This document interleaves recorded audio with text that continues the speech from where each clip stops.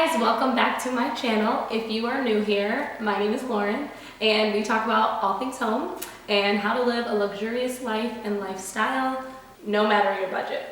For those of you that do know, I recently moved into a new home. We're settling in, decorating, doing all the fun things. And from the beginning of the process where I started bringing you guys into all the ups and downs of building a home, I have been wanting to share and promising to share a little bit more about home building. So this video is for anyone that is looking to build a home and you really care about the overall look, aesthetic, and decor for your home. So this video is going to come from that approach if you're that person and the home that you build and the way that it looks is really important to you. I am giving you all the tips and tricks, things that I've learned over the past year and throughout the building process, the do's and the don'ts. We're covering it all in this video, so if that is something you're interested in, keep on watching.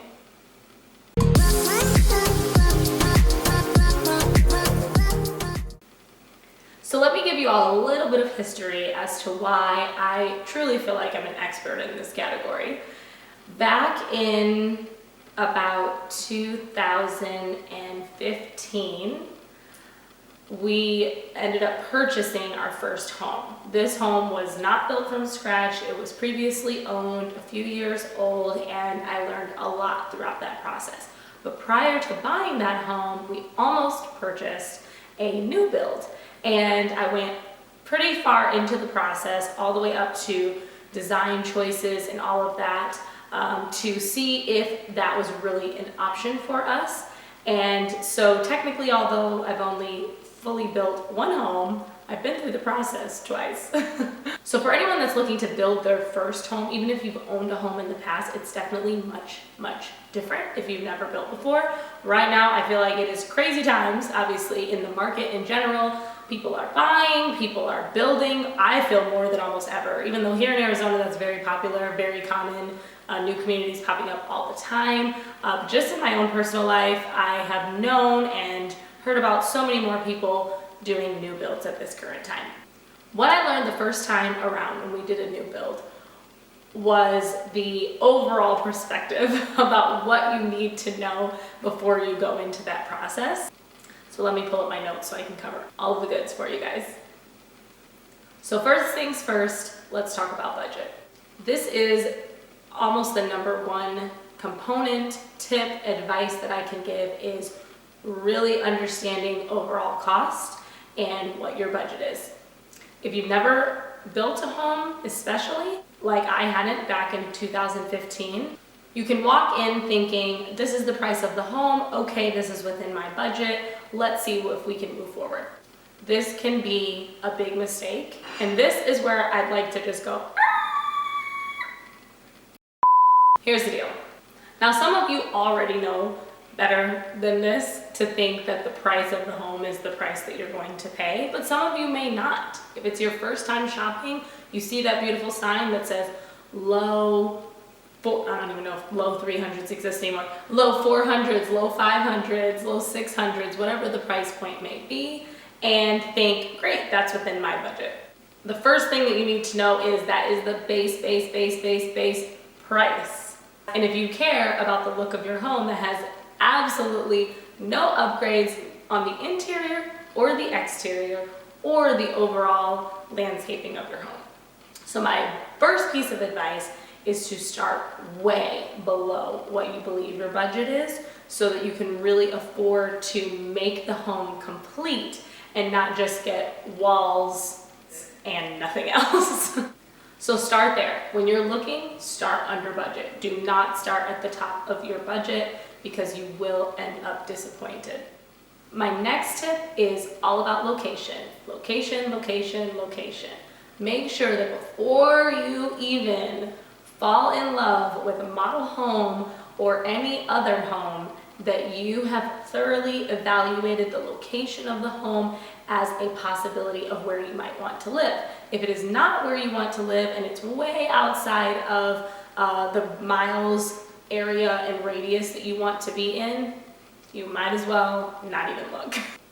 Now, if you're a person that's open, maybe you work from home, and maybe location really isn't a big factor anymore for you because you're not going through a commute on a daily basis, then this opens a wide range for you, especially when you're talking about new build properties. Depending on where you live, a lot of newer areas are more far out because there's available space to build those homes. So keep in mind that you should evaluate all areas of your lifestyle, where you work, where your kids might go to school, and what amenities that you need close by to really make your home and your community a part of the lifestyle that you want to live.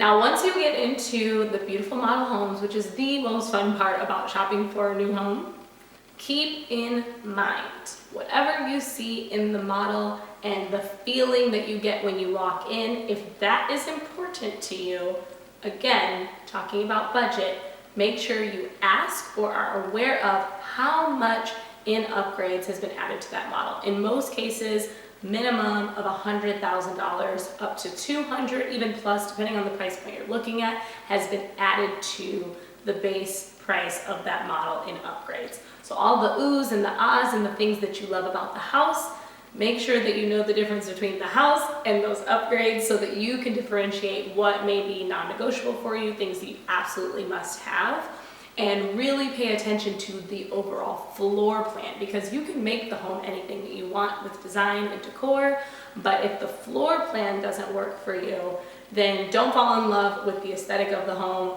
fall in love with the floor plan. The best thing that I recommend, if you do find a home that you really, really love, and you've only seen a model, or maybe you haven't seen a model of it at all, ask if there is a spec home or a home that is not yet finished that you can tour of the exact same floor plan. This is really going to put things into perspective on what the home actually feels like without any landscaping, without any furniture, without any decor, and see if it still gives you that feeling that you know, this is my home. When you get into a spec home and there's nothing in it, you're really able to see things you may have not seen before. Why is this wall here? Or do I like this setup over there? It totally changed the perspective, so don't be afraid to ask. I know when we built our current home, I asked to see everything. I asked to see our floor plan, I asked to see the other floor plans, I asked to see spec homes, and we toured probably 6 different homes that were not even complete yet in different stages to really get a feel for the difference, and that helped a lot. One thing that made a huge difference, now everyone may not experience this, but I do know that in Arizona this happens a lot. When we built our current home, the home ultimately had to be flipped. Whoa. We had already decided on the home, saw the model, I visualized it, I knew it was what we wanted, and then they told me that based on the lot that we selected, the home would have to be flipped. Something about the electrical and the plumbing and all of that, it was all set up on the opposite side, so that can often happen, which may not seem like a big deal, but whoa, it was a big deal to me. I couldn't visualize it, it totally blew my mind, and I had to see it. So thankfully, I was able to see the home in reverse from another home that was not completed, and really had to take it all in and wrap my mind around how it was going to look and how it was going to feel different.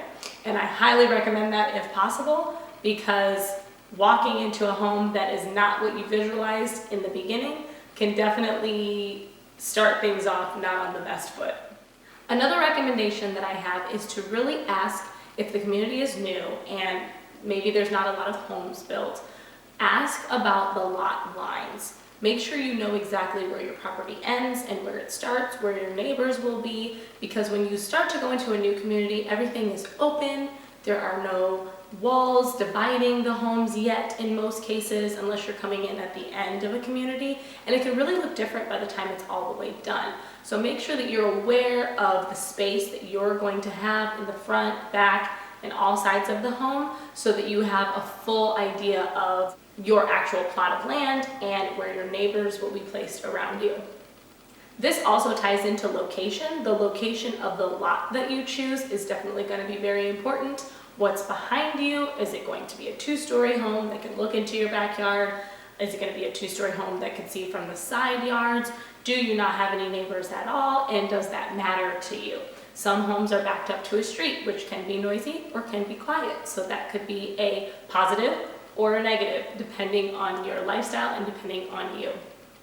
If you plan to have a pool, this is especially important because if you want privacy, you definitely want to be thinking of those things. Obviously, a pool, you're going to be wearing a bathing suit, maybe have people over, and you just want to keep those things in mind as far as you making an investment in that and what level of comfort you will have based on the placement of other homes.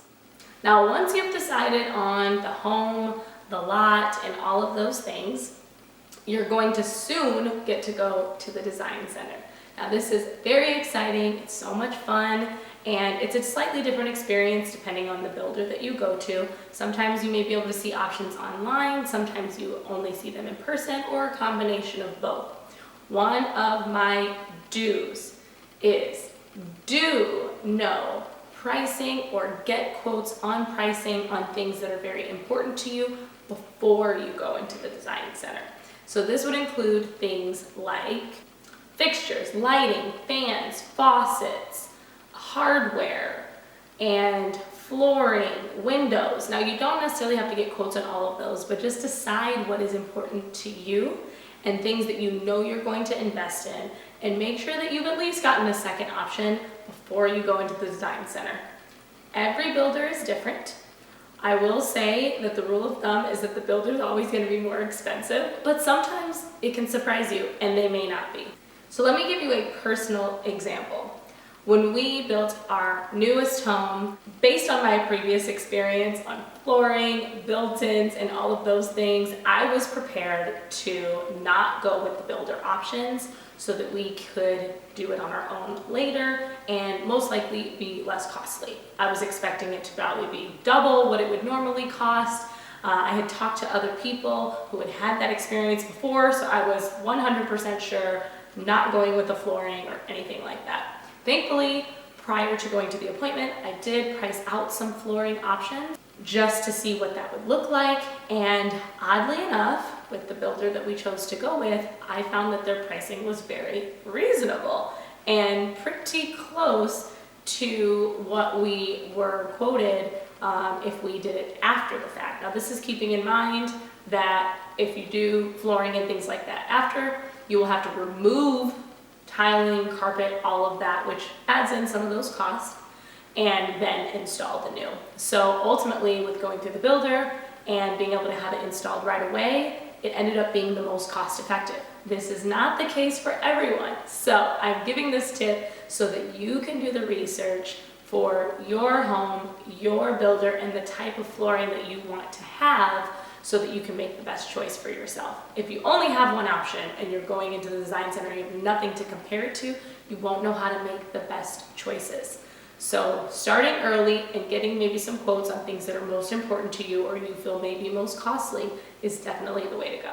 So for a quick list of some of my do's, do, if pricing is appropriate, go with the flooring options or window options and kitchen options through the builder if possible. The reason I say do this is because these are things that are really not easily changed about your home. Obviously, anything can be changed, but your kitchen, cabinets, your flooring, the windows, those things are pricey and can be cumbersome and messy to replace.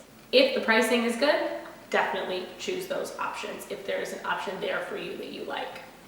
On the note of flooring, one thing that I did not have in our previous home that I absolutely love about our current home is that if you do decide to go with tile, absolutely get the color seal that goes over the grout on your tile is a must. Honestly, it's expensive, but it's very worth it. You will not have to clean your grout if you've ever had grout before in the same way ever again. It's really like a Scotch Guard, like how you use for treatments on furniture. It is that for grout, so it keeps any spills, messes, liquids, things like that just on the surface for you to wipe clean and not changing, darkening the color of the grout itself.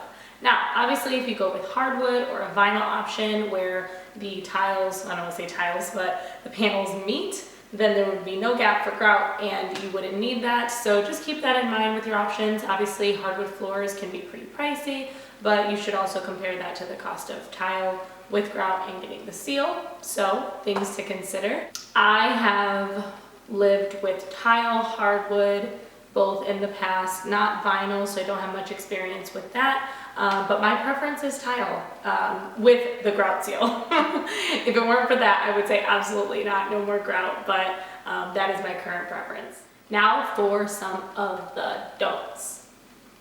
I do not recommend purchasing things through the design center that are easy to install yourself or to have someone install for you. Even if you're not a do-it-yourselfer, there are plenty of things that can easily be installed after you move into your home that aren't big projects, aren't that messy, and would cost you less if you did it yourself. So in that category, I would recommend not purchasing faucets, doing that on your own, fans, lighting like pendant lighting, or any other type of hanging lighting, fixtures like your hardware. All of those things are easily purchased at any retailer, Home Depot, Lowe's, Amazon, for amazing prices with a lot more variety of options. So again, if you're the person that cares about the look of your home and you really want to make it your own, it's a way to elevate it so that it's not very builder grade without paying really high price tags for those slightly nicer options that the builder has.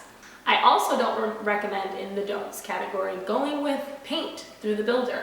Now, this could be controversial, but from my experience, the builder was only willing to paint the entire house one color. So it came in a particular white, which is very in now, so that was perfectly okay with me, and I liked the white. It was the color in the model, so it was really easy for me to visualize.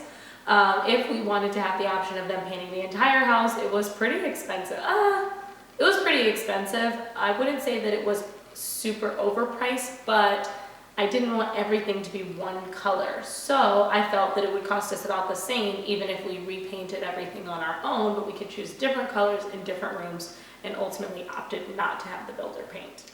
Another thing to consider, which I put in the category of don'ts, is window treatments. Now, when you move into a new build, you're gonna have absolutely no privacy because all your windows are gonna be open unless you choose window treatments through the builder. However, these are something that typically if you go with the builder, you're going to get something pretty standard that you probably want to change later. And in my opinion, it's wasteful to spend money and then have to spend money again. So I'm more of the persuasion of doing it right the first time. And once you're in your home, this is something easy to add, which is window treatments. There's temporary blinds, so when you move in, you can just put those up really quickly. And then you can take your time deciding on the window treatments you want, whether you want shutters, whether you want curtains, or electric panels that come up and down. There's so many different options. And I personally wanted to settle into our space to know exactly which options I wanted once we actually lived here and knew what we were really looking for. So for me, that's a don't right off the bat. It's so much easier to just add that later on and you have so many options. More things to consider when you are building a new build and things that you should know about up front. I know we talked about budget and how you should definitely stay well under budget. In my opinion, minimum of $100,000 less than what you were already thinking, because again, the model's going to have minimum $100,000 worth of upgrades. Even though you may not do that yourself, that's not required, and there's plenty of people that don't do any of upgrades. But you want to have some wiggle room to be able to do something.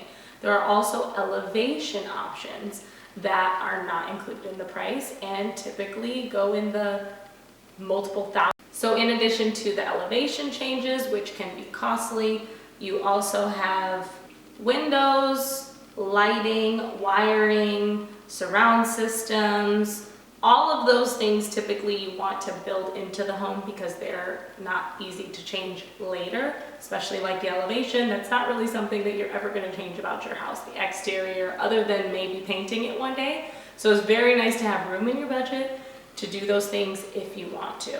Landscaping is also an additional thing that doesn't have to be done right away, but very good to keep in mind. You typically get the front yard complete, at least here in Arizona, with some simple landscaping, sometimes not at all, and in the back, just dirt. If you live in a different state, they usually give you grass, so you have something to work with, but that is a whole nother project in and of itself. So it is something that you want to keep in mind, at least for the future, so that in the long term, you're really in a home that you can use indoor and outdoor and be able to complete the entire look. And one more mention about budget, we can't forget furniture and decor and all of the things that you will have to furnish inside of your home. So again, if you're a person that cares about the look and the overall aesthetic or just the feel of your home, which I think most people do, then you want to account for that. You want to account for how much you want to put into the inside, because once you move into your home, you want to make it your own. So